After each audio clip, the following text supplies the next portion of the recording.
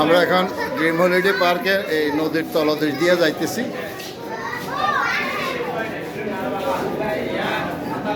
এই যে এদিকে নামছি, এখন এদিকে উঠতেছি।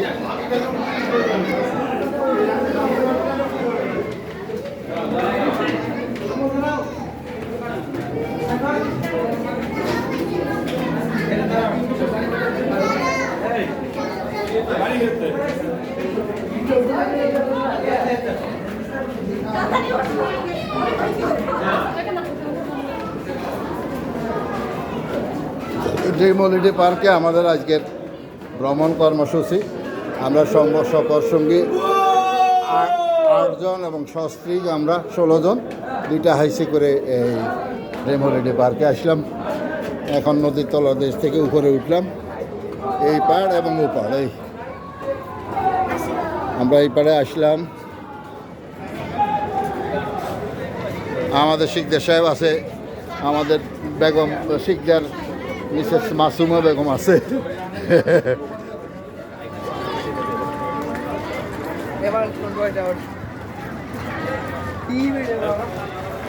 ড্রিম হলিডে পার্ক আমরা ওই পাড় থেকে উঠলাম, ওই যে ওই পাড় থেকে উঠি এই পাড়ে নামলাম।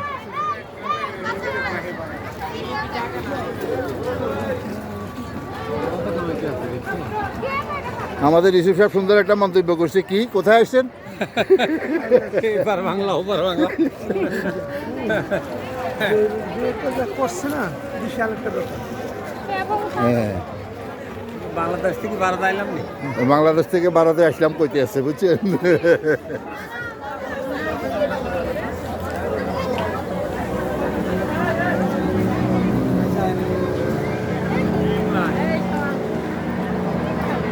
কর্ণফুলির টানেল তো আর যাওয়া হলো না, এই জন্য নদীর তলদেশ টানেলটা একটু দেখলাম। ড্রিম হলিডে এটা ড্রিম লাইনের নামেই করা হয়েছে, নদীর তলদেশ টানেল।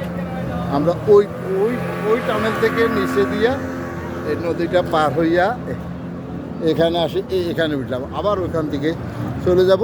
ও দিকটা বলতে চাইছিলাম, আমরা 16 জনের একটা গ্রুপ এখানে আসলাম আজকে।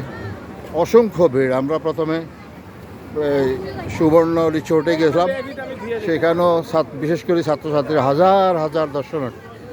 তখন আমরা সিদ্ধান্ত নিলাম ড্রিম হলিডে চলে যাব। এখন ড্রিম হলিডে আসলাম সবাইকে নিয়ে। আল্লাহর ফজলে ইনশাল্লাহ সবাই আমাদের জন্য দোয়া করবেন। এখন দুপুর প্রায় 2টা, আমরা নামাজ পড়ে খাওয়া দাওয়া করে ইনশাল্লাহ চলে যাব।